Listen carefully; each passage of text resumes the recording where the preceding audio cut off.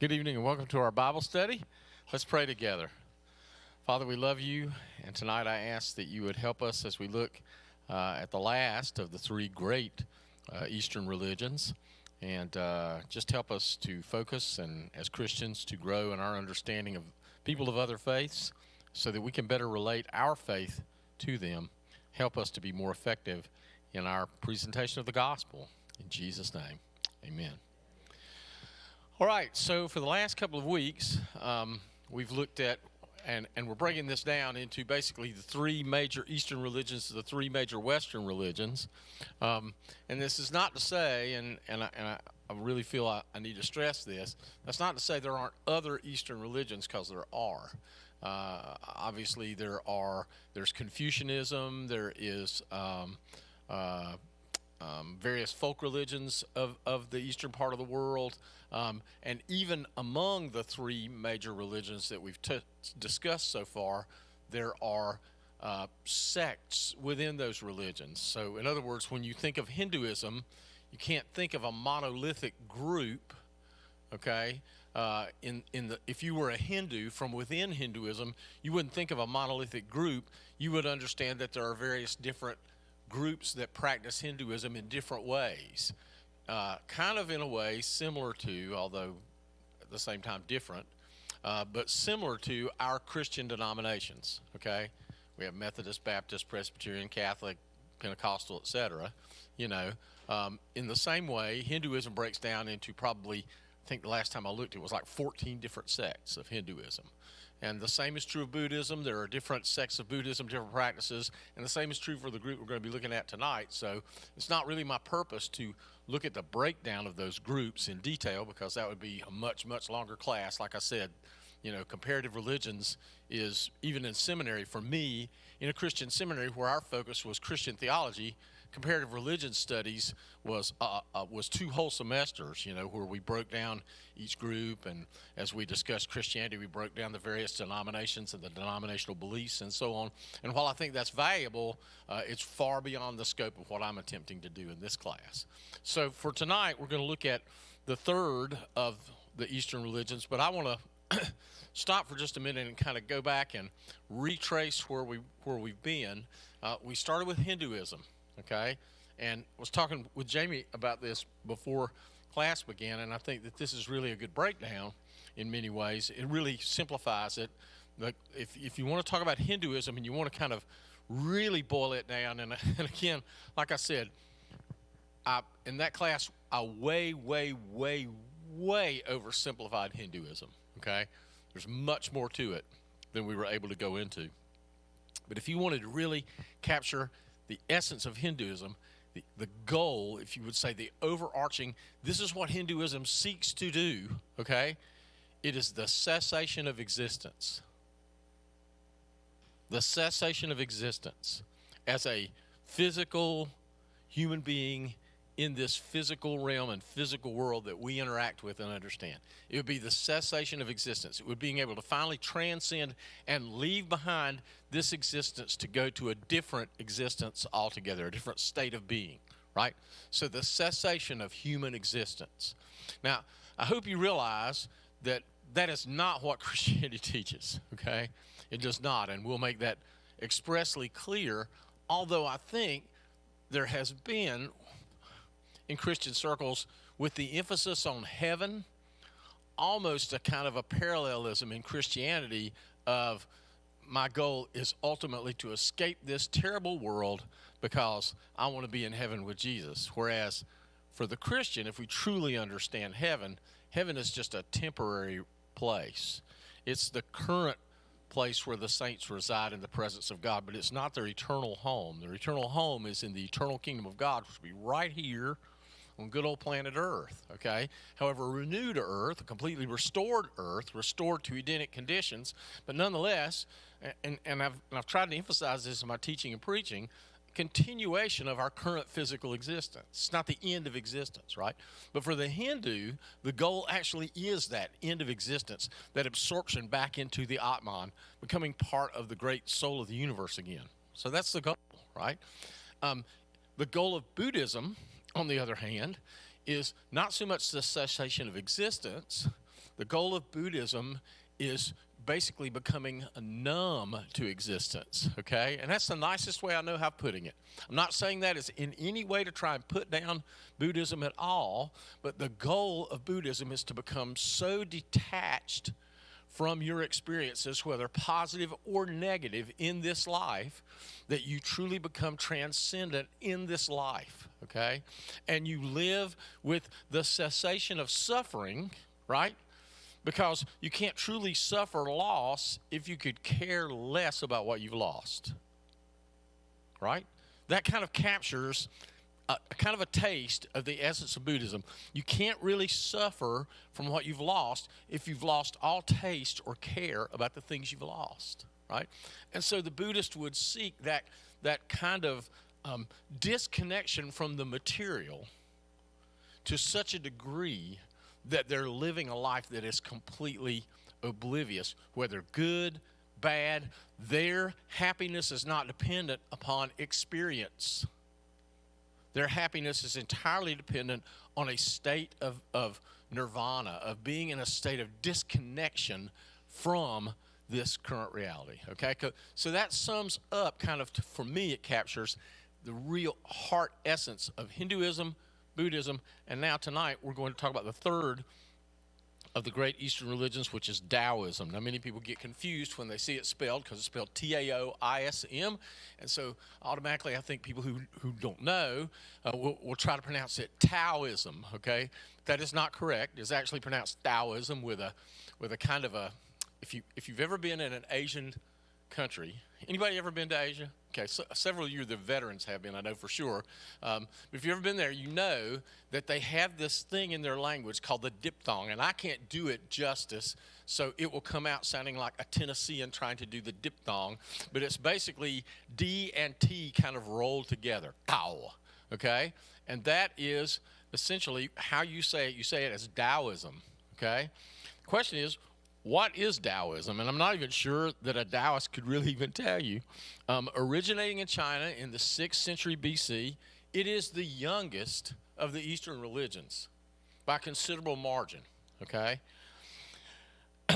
It is considered to be, however, one of the world's major religions because it definitely comes in third as far as adherents of Eastern religions. Taoism was a key influence in historic Chinese and Tibetan spiritual and religious thought. So right there, when you come to the country of Tibet, it's where you come to the overlap between traditional Chinese Eastern religion and traditional Indian Eastern religion. Tibet is like that. This is why Tibetans proudly refer to their part of the world as the crossroads of the world. Now, I can tell you one thing. Most terrifying mountains in the world, that's for sure. I've got no interest, the people that go climb those things, I'm like, what are you doing? Not on my best day, right? Sub-zero temperatures, howling winds in excess of 100 miles an hour. Yeah, it sounds like a good time to me. But the bottom line is, this is a country not only of incredibly high mountains, but incredibly remote areas. Some of the valleys and remote regions of Tibet are practically untouched by outside civilization even today. But they are most proud of their spiritual heritage because they consider themselves to be the crossroads of the world. In other words, the place where Hinduism and Buddhism and Taoism touch, okay, is in Tibet. So we'll come back to that a little bit later. Anyway, even though Taoist philosophy impacted the Chinese psyche before the turn of the millennium, it was really not until the 2nd century that Taoist practices were institutionalized into a formal religion. In other words, prior to that, it was a series of teachings. It was even a book of teachings, but it wasn't until the 2nd century, okay? So 2 centuries after Jesus was born, that Taoism actually became a formal religion. It was at this time that Taoism recognized Lao Tzu, Laotzu, the author of Taoism's primary text, the Tao Te Ching. Trust me, I have a hard time pronouncing all of these. They announced him in the 2nd century as a deity, okay? He is now viewed as a god, or at the very least, as what, again, that term comes up in all these Eastern faiths as an avatar, okay?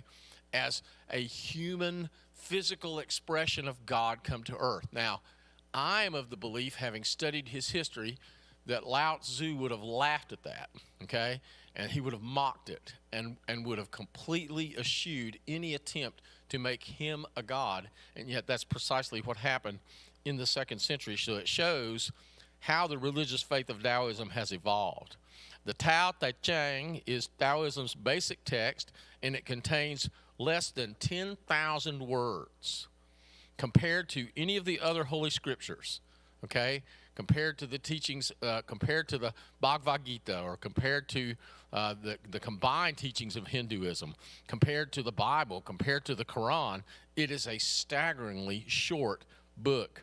The best English translation of that title, Tao Te Ching, is the way and the power of the way. Because indeed, the word Tao, from which we get Taoism, is in English the path or the way, okay?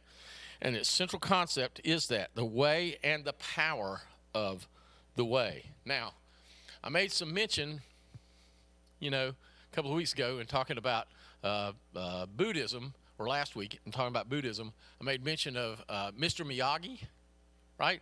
And the Karate Kid.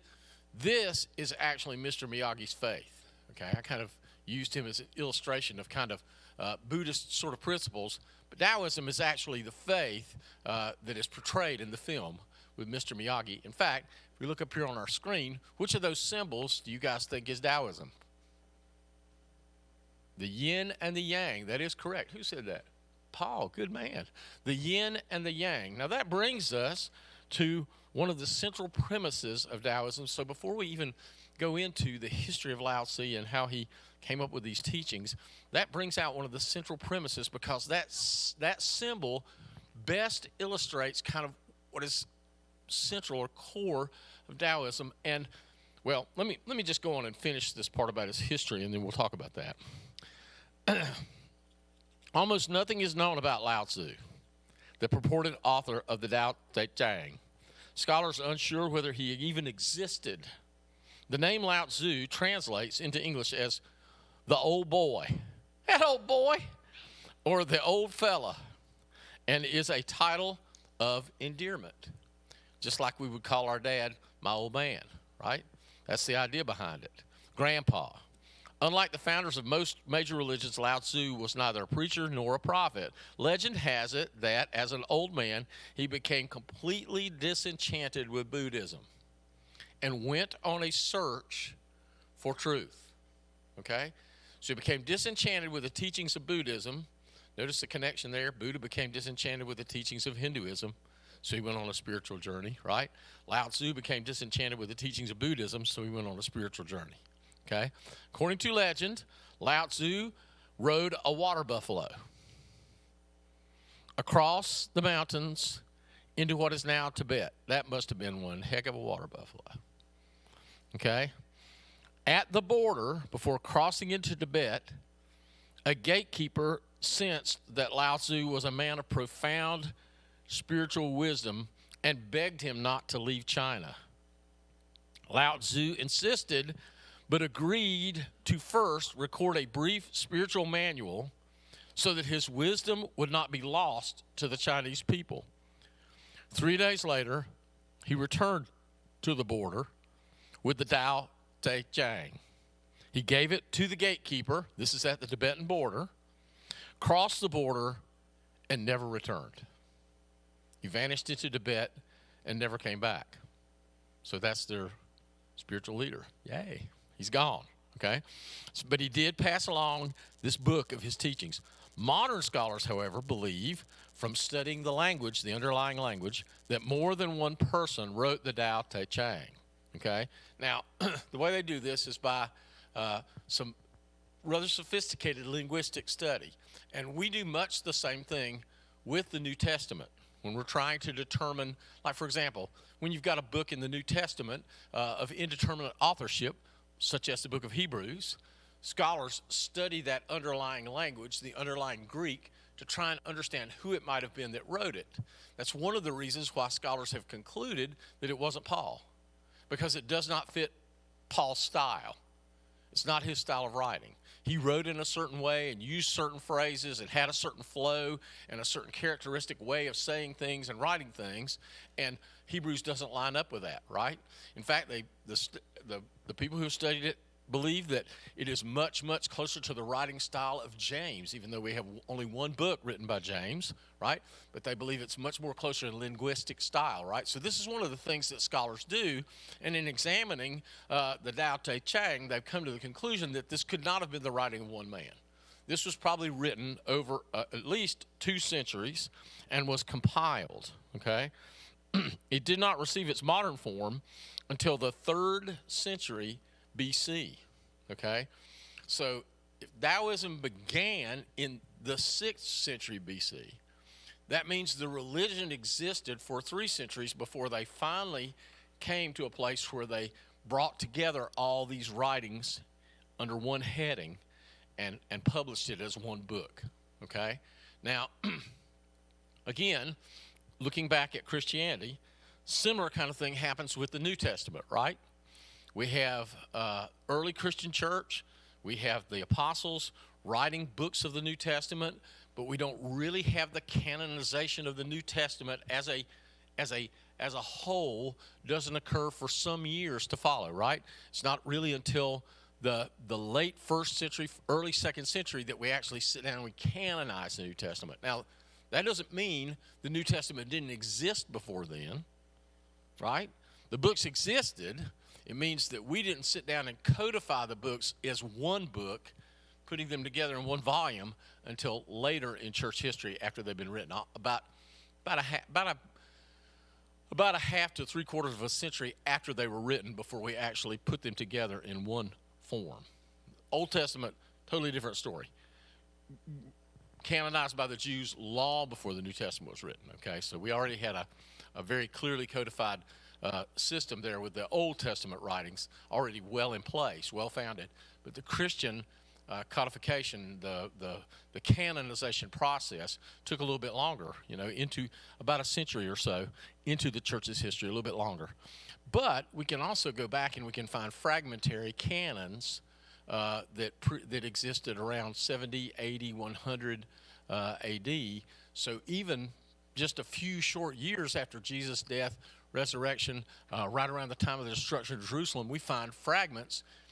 And again, important to remember that when we're studying ancient manuscripts like that, many manuscript items were lost and destroyed, okay?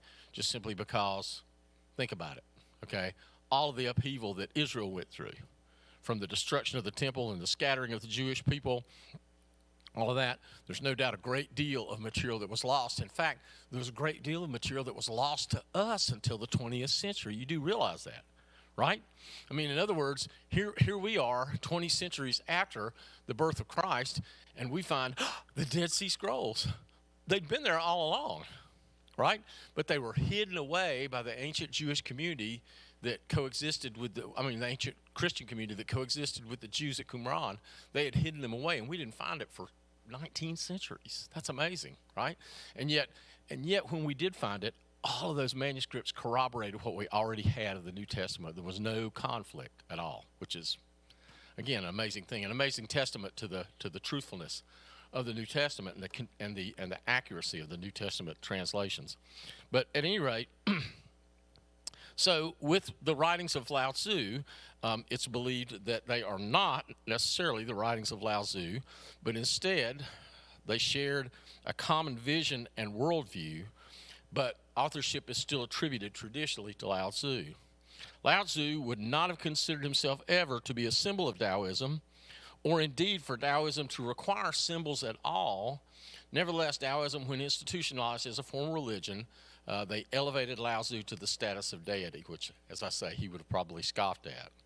As a religion, Taoism is best known for its emphasis on the alignment of life with the Tao of the universe. The way in which Taoists go about this, I'll make every effort here to try to describe that to you, okay? In other words, here's the way they see it. The universe hums along with a kind of invisible energy and harmony. if you tune yourself right, you might actually even be able to hear it. Okay? The goal of the practitioner of the Tao is to attune himself like a tuning fork to the energies of the universe.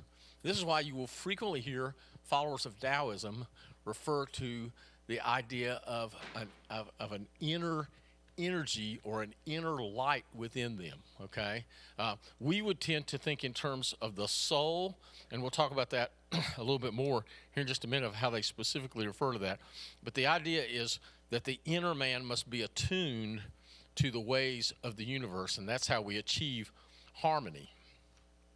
There are several principles among their diverse beliefs that are considered to be descriptions of the foundational principles that are common across all of its various denominations. And they are this. First, the spiritual centrality of the way. Okay? Now, this is interesting because this is as close as any Eastern religion gets to dogmatism. Okay? Now, for many of you, if you're not, again, not seminary trained, you're not used to hearing the kind of words thrown around that I will occasionally throw around in sermons, okay? Dogma simply means that we as Christians recognize that there are certain fundamental precepts that are fixed. They're unmoving, they're unchanging, and they are the basis of our faith, okay? That's what the term dogma means. Dogmatism is a reference to being committed to those foundational fundamental truths. You'll often hear me refer to the fundamentals of the faith or the essence of the faith or the creedal statements as being statements of our faith's fundamentals, right? That's what we mean when we talk about dogmatics or dogmatism, okay? So we are unashamedly people of dogmatism. We are. If you're a Christian, you're a person of dogmatics because God said it, God handed it down to us, and we believe it because God said it. We assume our operating principle of our faith is that God has spoken, okay? If God hasn't spoken, all bets are off, and y'all should be somewhere else tonight. Seriously. If God has not spoken into our world in some authoritative sense, then all bets are off. Christianity's not true. Go do something else on your Wednesday nights. But the bottom line is, as a Christian, we've made a commitment to a belief system that says God has spoken into our world, and he's spoken authoritatively into our world, and we submit ourselves to the authority of that word. Back to this. Taoism is the closest thing to dogmatism that you will find in Eastern religion. The closest thing. And I say the closest thing because it isn't even remotely dogmatic, okay? But it at least kind of hints sort of around the edges at something a little more dogmatic than the complete open-endedness of Hinduism and Buddhism, you know? In Hinduism, I honestly think that you could almost do anything and be anything and consider yourself to be a Hindu. You know, I have yet to hear of a Hindu serial killer, but I'm quite certain it would be possible to be a Hindu serial killer and be perfectly legitimate expression of your Hinduism because Hinduism is just that open-ended. There is no real dogma. On the other hand, well, even though they would say there is, but really when you start pursuing it, it very quickly degenerates into a dog chasing its tail. It's like there's no dogma, but there is dogma, but there's no dogma, but there is dogma. It's like, you know. But the bottom line in Taoism is this. The spiritual centrality is the way. The Tao, the way, okay? Define what the way is, and you're basically saying this is how everyone must do it, okay?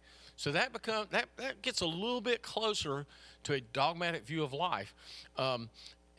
Hinduism would say there's a way, but that way might be different for different people depending on their personal experience or how they relate to the universe, right?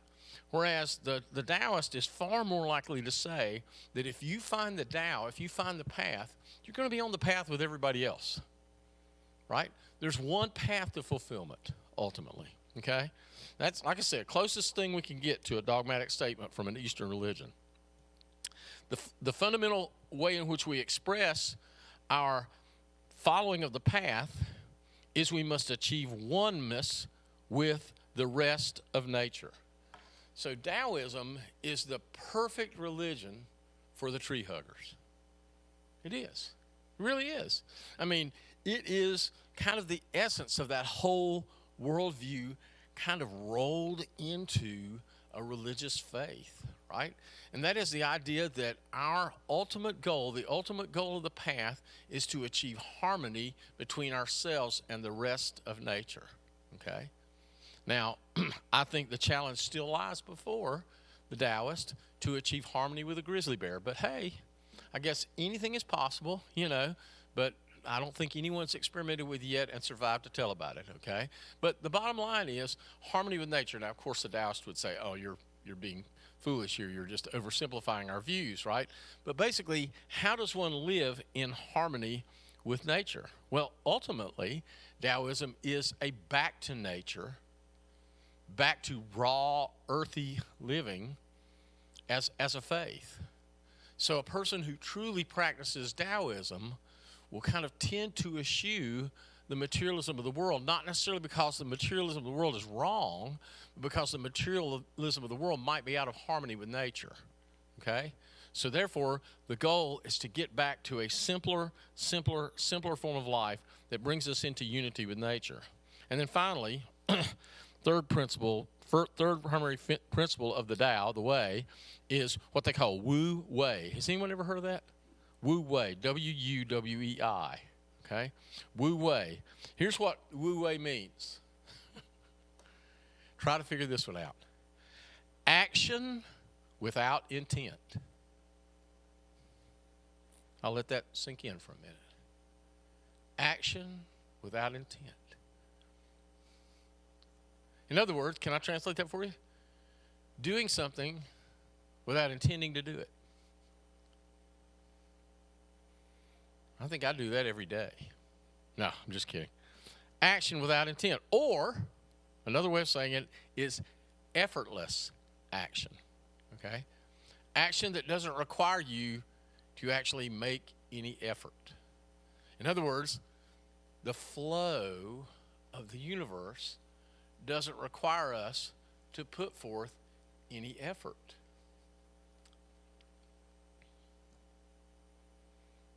And I've yet to meet a person who is truly a committed Taoist. I've met committed Hindus before. I've talked to them. I've never met a committed Taoist, but I've always wanted to meet one and ask them, how's that working out for you? How's that working out for you? Because really, truthfully, if we just went with the flow, what if the flow is self-destructive? Right? I mean, the way is, if it's just going to be going with the flow, whatever creates kind of a positive direction, then, should we have gone with the flow of Nazism? Should we go with the flow of communism? All the other isms in the world. How do we find harmony with everything that's going on out there? Now, of course, then they would say, again, you're oversimplifying, but my question is, how do you detach action from intention? But that's the goal. All the principles of Taoism connect to one fundamental principle, of course, and that is the way. The way can be understood differently according to three major aspects. First aspect of the way is ultimate reality. There is an ultimate reality. How do you find it? You have to seek it. You have to search for it. It's not self-evident. It doesn't declare itself to you necessarily. But there is within you, I think most Taoists would say, there is within you a certain impulse toward moving toward that ultimate reality. How do you define what that is? It's going to depend on you and your own journey, right?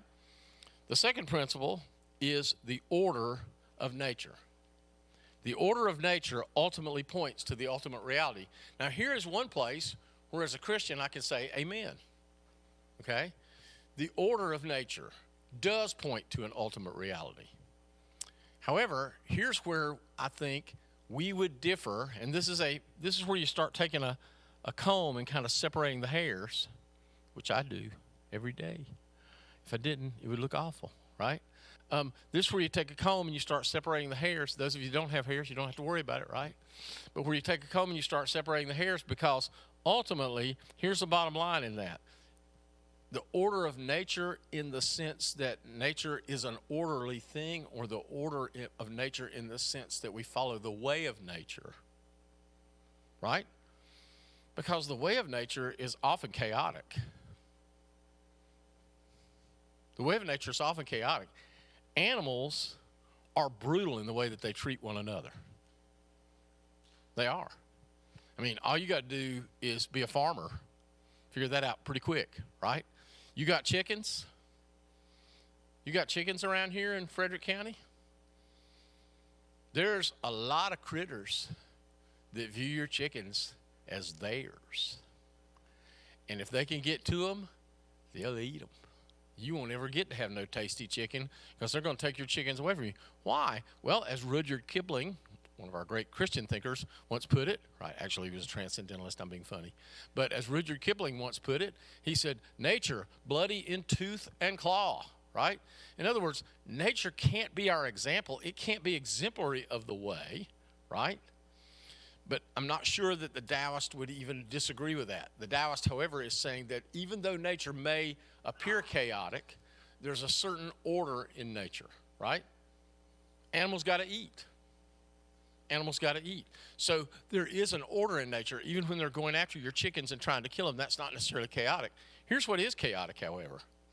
If you allow animals to just eat at will and destroy at will, did you know what? They will eventually destroy their own habitat. They will. We discovered this, oddly enough, in Africa.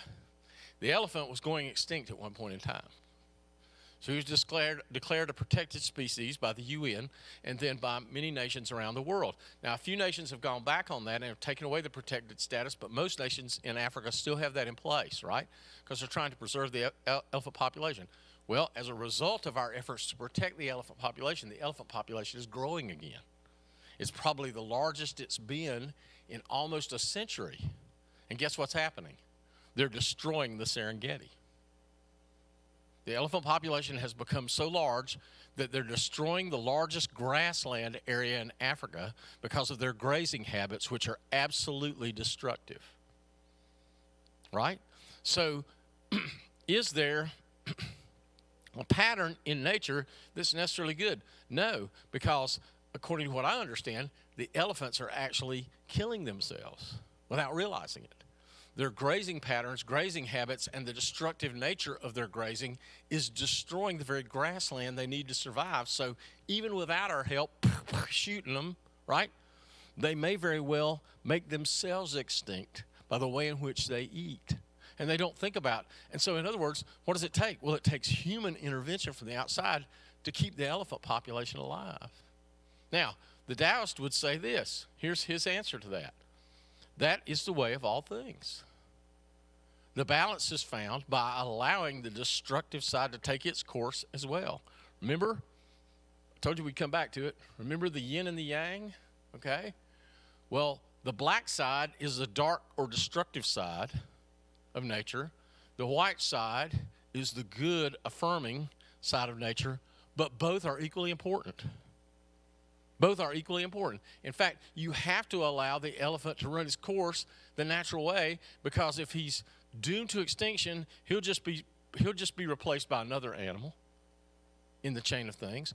But if he's doomed to extinction because he's following the way of nature. Okay? Weird as it may sound. And finally, Taoism is the structure of all human life. Let me try to explain it to you this way. Human beings, by their very nature, hate disorder. We hate disorder. If left to ourselves, we will create order. Right? Now, that order may be more free or more restrictive. I mean, there's different views of how that order is supposed to be pursued. But ultimately, human nature abhors a vacuum. It will create something of a structured society. It may be a society that's structured around race, where one particular race becomes dominant over other races, right? It may be a society that structures itself around religion, where one religion becomes dominant over all other religious expressions. It may be a society that builds itself around all kinds of different ideas, but ultimately human beings are driven to create a structured society, okay? The Taoist would say that this is just an expression of this great eternal energy that's at work. And again, the yin and the yang comes into play because, yes, the darker side of human nature may come up and dominate at times, but eventually the lighter side will come in and counterbalance that. It's all about the balance between good and evil, and it's ultimately about that struggle that leads us ultimately to the right path. The Tao Te Ching describes the ultimate reality as the Tao that can be spoken. The Tao of ultimate reality is the aspect of Tao that informs Taoism's metaphysical beliefs. In this sense, it is the transcendent bedrock of existence. It can't be explained, it is only experienced. Tao as the order of nature, on the other hand, is the physical nature of the Tao of ultimate reality, manifesting in nature and living organisms. Okay? It is the order of the cosmos. And Tao is the structure of human life. The third and final aspect is especially seen when we're in harmony with the other two previous principles or ideas. In fact, this third aspect is what gives Taoism its religious nature. Taoists believe there are specific ways of living that bring an individual into better alignment with the ultimate reality and the order of nature. So in seeking to align themselves with the order of reality and nature, they work with the power or the power of the Tao within. Excuse me. Wow. Pastor John's going to have a sneeze here. I'm allergic to Taoism. But ultimately, here's what it comes down to, okay? And I alluded to this earlier, but I'm going to bring it more specific now. The goal, this goal of achieving the balance between the order of nature and the great divine, right, out there in the universe, in aligning yourself with it, the goal is to cultivate and align the chi. How many of you have ever heard of the chi, okay? The chi is that inner energy within you. The best way I know how to describe it would be like this, what the Bible calls the soul or the spirit, right? But the soul of the spirit is already trying to align itself with these twin aspects of the yin, the yang, the Tao that exists in the world and in the universe at large. It's already trying to align itself. You've just got to get tuned into it, right? It's already trying to align itself. Now, here is where I can enter into a kind of a critique of this from a Christian perspective, okay? What about the heart is desperately wicked above all things, and who can know it? Okay? One of our fundamental premises as Christians is that we can't be trusted. It really is. We can't be trusted. We are not reliable guides.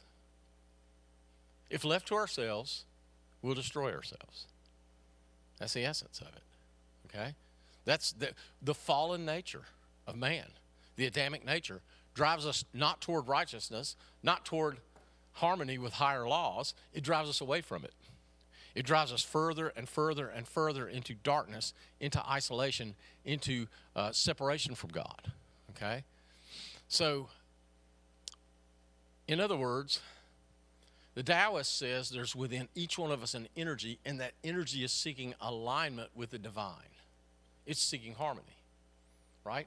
Whereas the Christian would say there is an energy within every one of us, a soul, but it is fallen, and it is not seeking alignment with God. In fact, it is at enmity with God, which is why the Christian says you must be born again, right? From above. You cannot be just a human being, just a human being, right? Just a human existing. You must be transformed in the inside, and you must be conformed to the will and the mind and the purpose of God. Otherwise, left to yourself, it's a problem.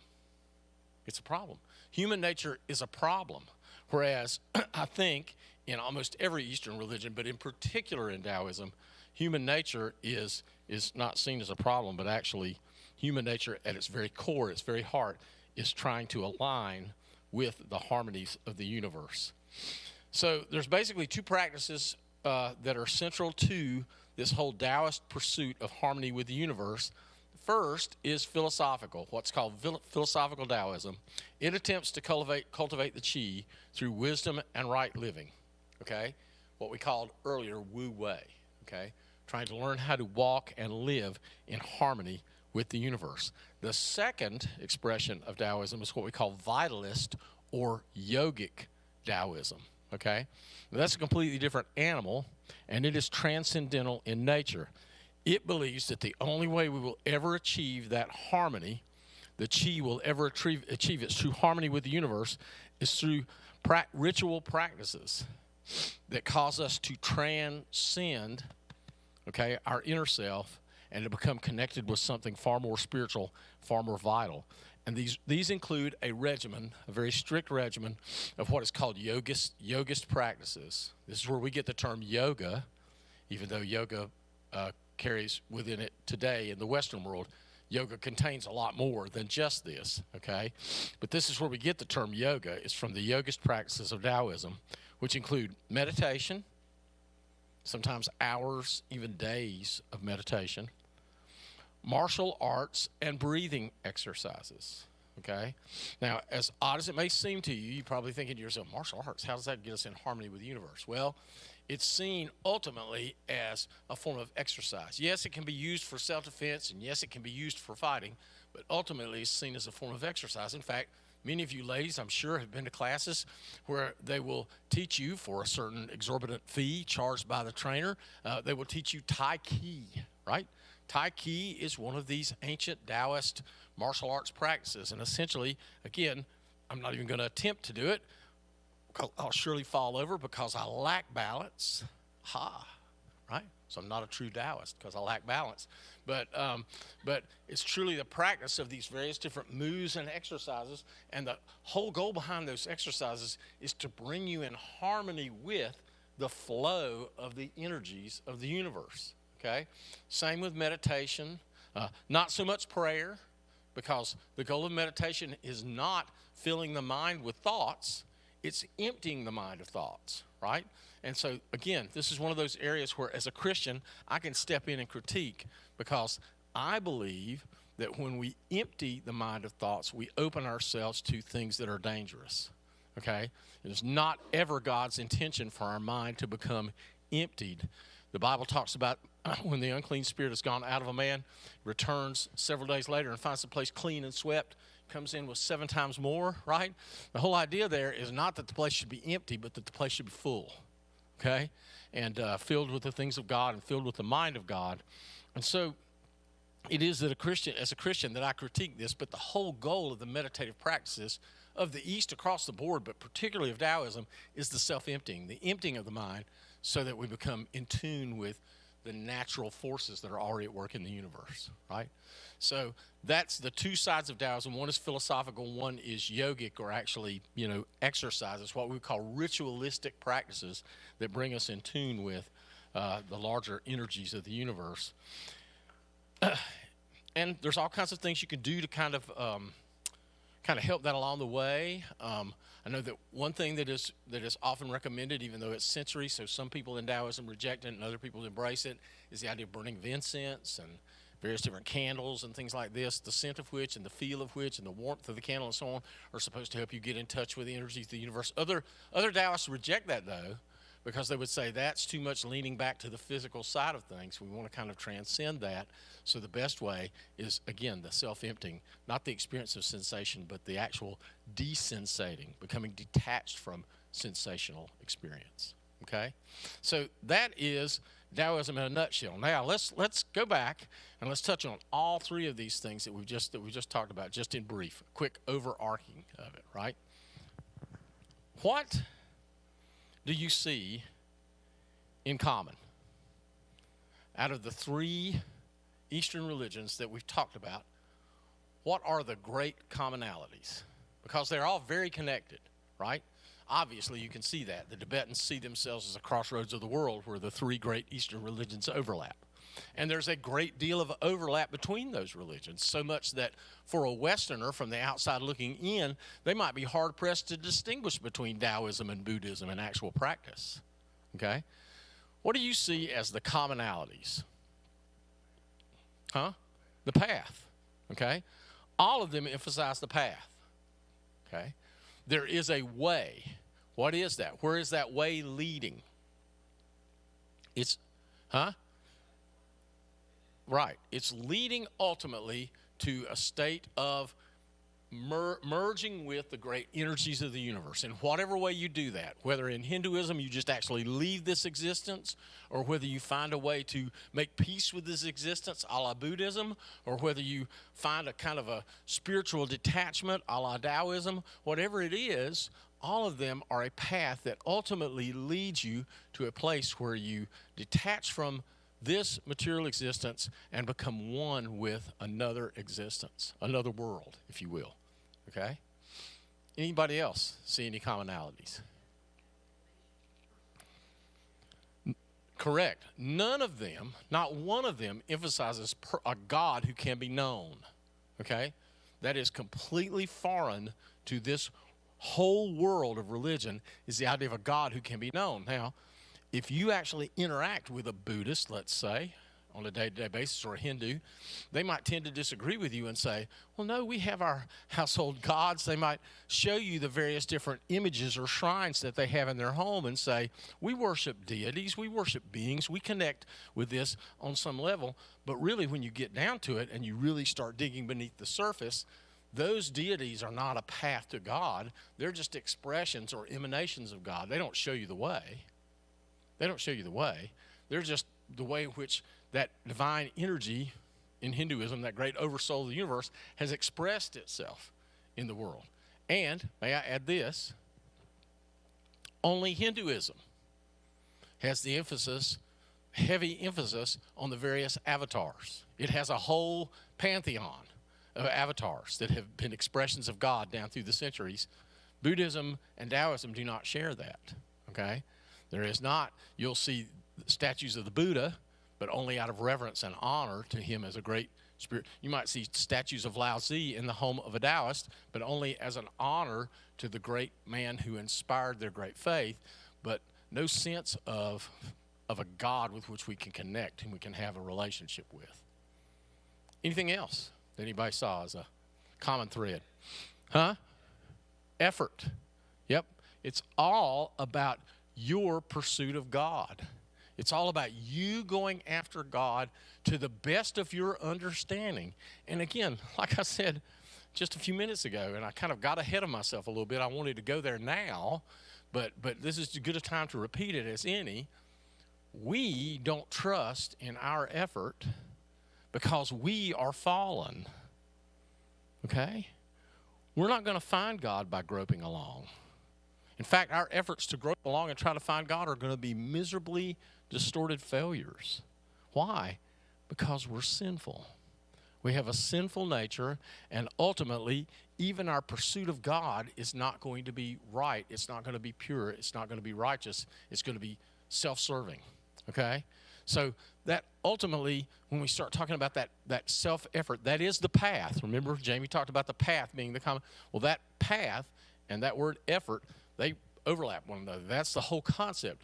We are trying to find God. He's out there. He's elusive. It's somewhere. Our connection with the divine is out there somewhere, and we must pursue it with all of our hearts. To what end? Well, in hopes that we might somehow find it. Well, are we definitely going to find it? Well, you might. If not, you'll at least get recycled and get another chance at it, right? But the bottom line is, it's the hope of finding transcendental experience, right? Whereas Christianity is the transcendent God who came to us. He came to us. He humbled himself by taking on the form of a man, right? He lowered himself to become like us so that we might know him. See, that's what really, that is the gulf between us and Eastern faith. And it's an impassable gulf. It really is, because on the one side is saying one thing about God, the other side is saying a very different thing about God. We are all gods in a sense in the Eastern mind, right? We are all somehow connected to God. There is within us that spark, that trace of divine energy that's trying to find its way back ultimately to connection with God. Whereas on this side, what are we saying? We've all fallen from God. There's none righteous, not even one. No one seeks after him. Everyone is bloody, right? That's the teaching of our faith, and that the only way we get back to God is that God reaches to us and bridges that unfathomable gap that we created through our disobedience, right? And that is the essence, really, of what divides us from them.